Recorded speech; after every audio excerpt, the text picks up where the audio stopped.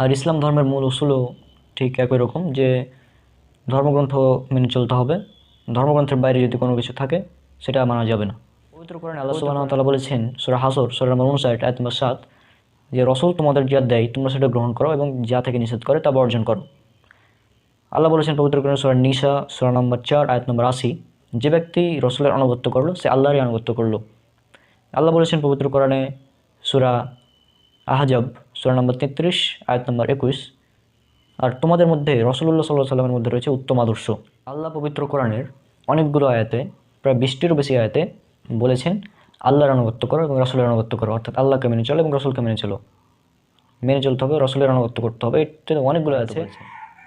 সূরা ইমরান সূরা নম্বর 3 আয়াত নম্বর 32, সূরা ইমরান সূরা নম্বর 3 আয়াত নম্বর 132, সূরা নিসা সূরা নম্বর 4 আয়াত নম্বর 59, সূরা নিসা সূরা নম্বর 4 আয়াত নম্বর 80, সূরা নম্বর 24 আয়াত নম্বর 52, সূরা নূর সূরা নম্বর 24 আয়াত নম্বর 54, সূরা নূর সূরা নম্বর 24 আয়াত নম্বর 56, সূরা শুআরা সূরা নম্বর 26 আয়াত নম্বর 108, সূরা শুআরা সূরা নম্বর 26 আয়াত নম্বর 110, আয়াত নম্বর 144, আয়াত নম্বর 126, আয়াত নম্বর 163, আয়াত নম্বর 179, সূরা তাহা সূরা নম্বর 20 আয়াত নম্বর 90, সূরা আহজাব সূরা নম্বর 33 আয়াত নম্বর 33, সূরা মুহাম্মদ সূরা নম্বর 47 আয়াত নম্বর 33, সূরা হুজুরাত সূরা নম্বর 49 আয়াত নম্বর 14, সূরা মুজাদালা সূরা নম্বর 58 আয়াত নম্বর 13। এছাড়া অনেকগুলো আয়াতে আল্লাহ সুবহানাহু ওয়া তাআলা বলেছেন আল্লাহর আনুগত্য করো, রাসূলের আনুগত্য করো।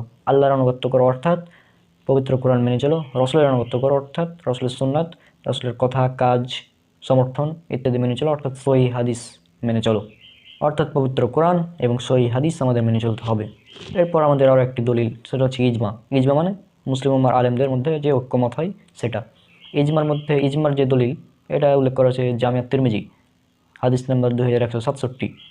রাসূল সাল্লাল্লাহু আলাইহি ওয়াসাল্লাম বলেছেন আল্লাহ সুবহানাহু ওয়া তাআলা আমার উম্মতকে কখনোই পথভ্রষ্টতার দিকে ঐক্যমত করবেন না। সুতরাং ইজমা এটা হচ্ছে আমাদের দলিল। এরপর রয়েছে ইজতিহাদ।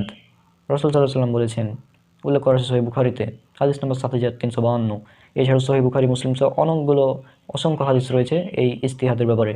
রাসূল সাল্লাল্লাহু আলাইহি ওয়াসাল্লাম বলেছেন কোনো মুজতাহিদ সে যদি ইজতিহাদ করে, সঠিক ইজতিহাদ করে, তাহলে সে 2টি নেকি পাবে, আর সে যদি ভুল ইজতিহাদ করে তাহলে সে 1টি নেকি পাবে। অর্থাৎ ইজতিহাদ এটা হচ্ছে দলিল।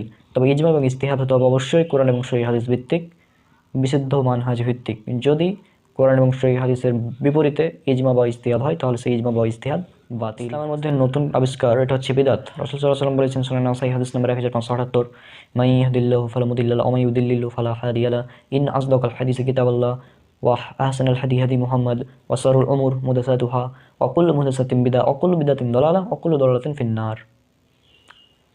আল্লাহ যাকে হিদায়াত দেন তাকে কেউ পথভ্রষ্ট করতে পারে না, আর আল্লাহ যাকে পথভ্রষ্ট করেন তাকে কেউ হিদায়াত করতে পারে না। আর সর্বোত্তম বাণী হচ্ছে আল্লাহ সুবহানাহু ওয়া তাআলার কিতাব অর্থাৎ পবিত্র কোরআন, আর সর্বোত্তম পথ হচ্ছে রাসূল সাল্লাল্লাহু আলাইহি ওয়াসাল্লামের দেখানো পথ, আর সবচেয়ে নিকৃষ্ট বিষয় হচ্ছে নতুনভাবে আবিষ্কৃত বিষয়সমূহ। নিশ্চয়ই দিনের মধ্যে নতুন আবিষ্কার হচ্ছে বিদআত, আর প্রত্যেক বিদআত হচ্ছে গুমরাহি, আর প্রত্যেক গুমরাহির পরিণাম হচ্ছে জাহান্নাম।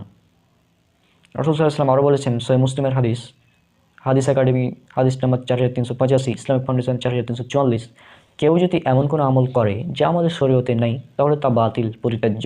তাহলে ইসলাম ধর্মের উসুল হচ্ছে আমাদের মেনে চলতে হবে পবিত্র কোরআন, আমাদের মেনে চলতে হবে সহিহ হাদিস, এবং আমাদের মেনে চলতে হবে ইজমা এবং ইজতিহাদ, বিশুদ্ধ ইজমা এবং বিশুদ্ধ ইজতিহাদ। এটা হচ্ছে আমাদের